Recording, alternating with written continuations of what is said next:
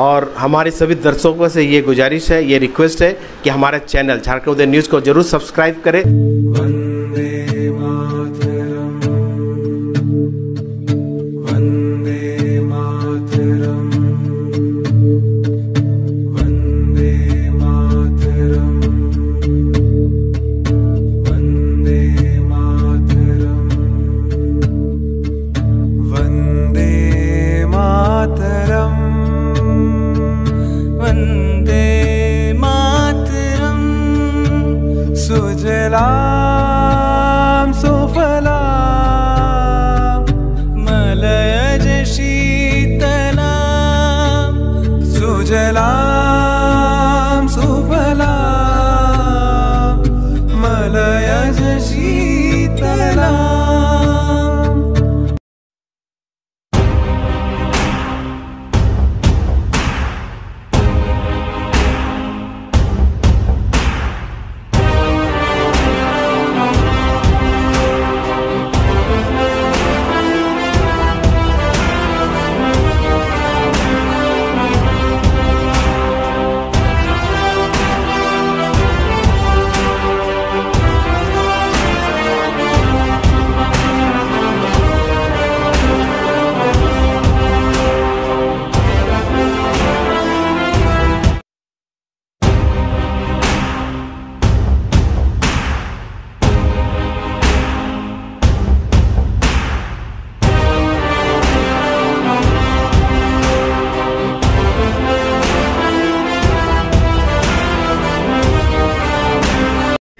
सन 1950 में भारत का संविधान लागू हुआ था और सबका ले लीजिएगा ना। हमारा देश एक पूर्ण लोकतांत्रिक गणराज्य के रूप में स्थापित हुआ था।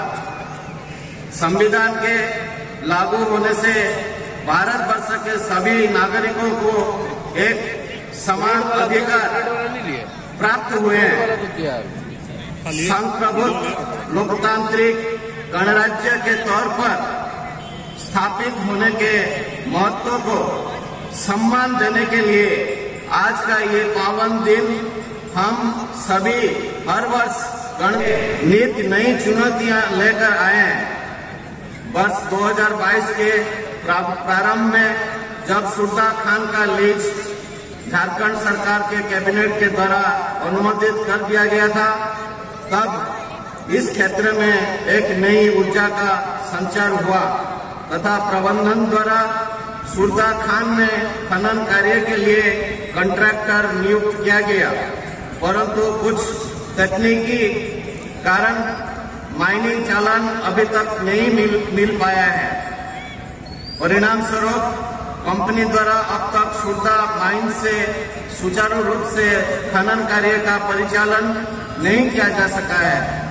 कंपनी प्रबंधन इस दिशा में लगातार प्रयासरत है और हमें पूर्ण विश्वास है कि हम आने वाले कुछ महीनों में सुरदा माइन से आईएस उत्पादन शुरू कर भोजन का प्रस्ताव राज्य सरकार द्वारा MOEF-NCC को भेज दिया गया है।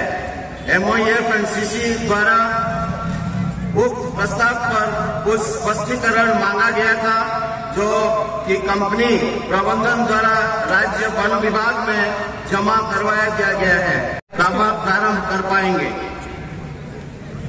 केंदाड़ी खनन का लीज विगत 2 जून 2023 को समाप्त हो गया है, जिसके लीज का नवीकरण वर्तमान में प्रक्रियाधीन है। कंपनी राखा और चापड़ी खान के भी विकास एवं परिचालन कार्य के लिए संवेदक नियुक्त कर उत्पादन प्रारंभ करने की दिशा में आगे बढ़ रही है। कंपनी प्रबंधन द्वारा वर्तमान परिस्थिति के बावजूद भी मुसावनी प्लांट में लघु अनुबंध शॉर्ट कॉन्ट्रैक्ट के तहत मजदूरों को रोजगार दिया जा रहा है और साथ ही मोहमंडार में भी फरवरी माह के प्रथम सप्ताह से मजदूरों को रोजगार मिलना शुरू हो जाएगा।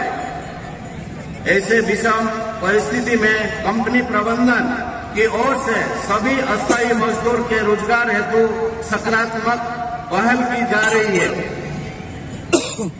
कंपनी इस बात से पूरी तरह अवगत है कि विभिन्न समस्याओं के कारण उत्पन्न नई चुनौती के चलते कंपनी के उत्पादन एवं उत्पादकता प्रभावित हुई है।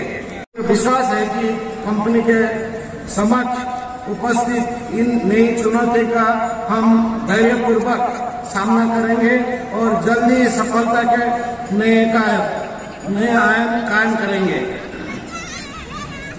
आज के इस पावन अवसर पर हम सभी को ये संकल्प लेना चाहिए कि हम सब अपने देश के संविधान की रक्षा करेंगे और संविधान के अनुरूप ही देश की संप्रभुता, समरसता एवं अखंडता को बनाए रखने के साथ साथ देश के विकास में सहयोग करेंगे।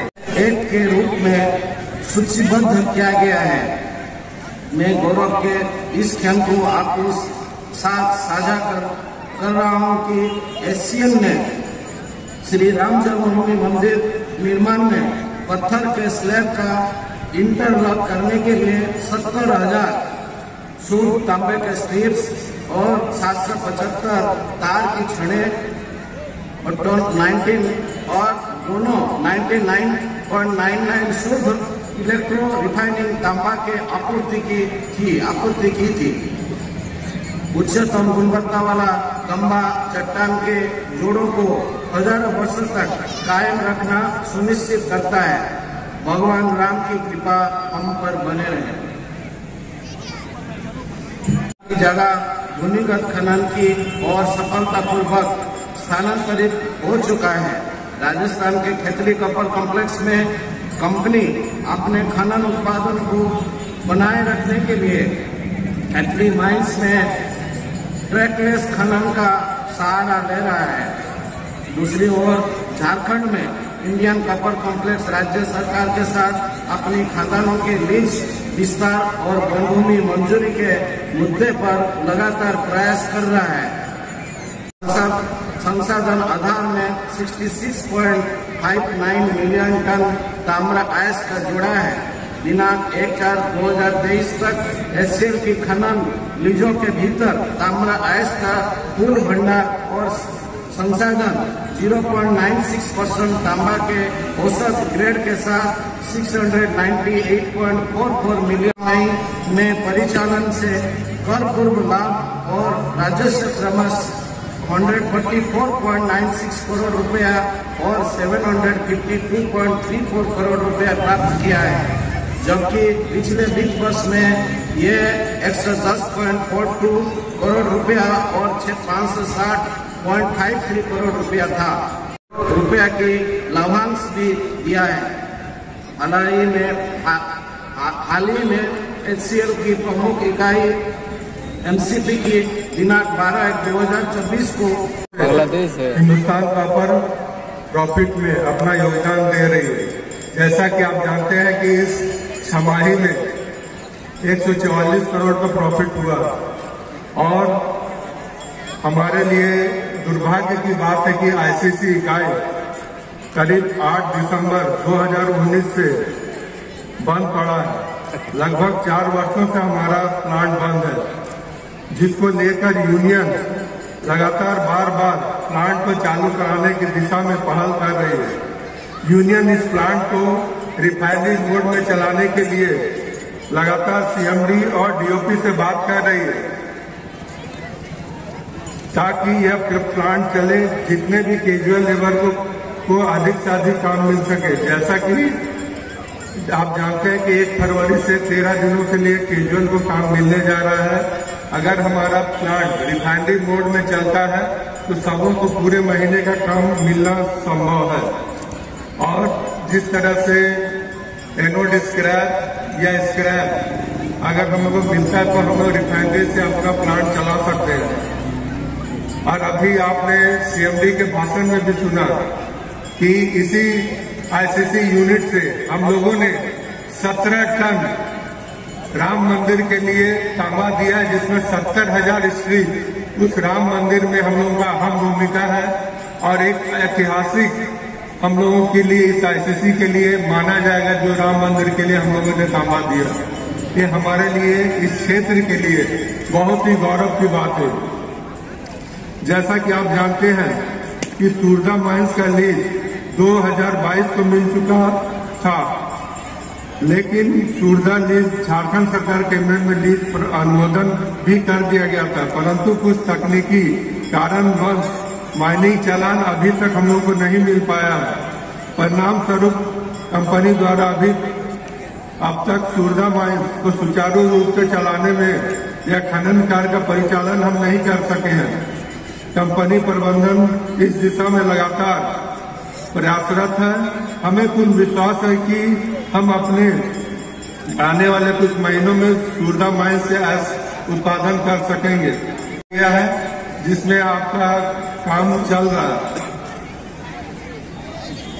किरनाडी माइंस का लीज 2 जून 2023 को समाप्त हो चुका है। लीज नवीकरण के लिए वर्तमान प्रक्रिया में है और कंपनी राखा माइंस और चापड़ी सिद्धेश्वर में एमडीओ का काम में विस्तार किया जा रहा है। जल्द से जल्द राखा और चापड़ी का उत्पादन शुरू किया जाएगा। मैं अधिक समय नहीं लेते हुए अंत में इन्हीं शब्दों के साथ गणतंत्र दिवस की आप सबों को पुनः हार्दिक बधाई और शुभकामनाएं देता हूं। धन्यवाद। जय हिंद, जय भारत, जय झारखंड।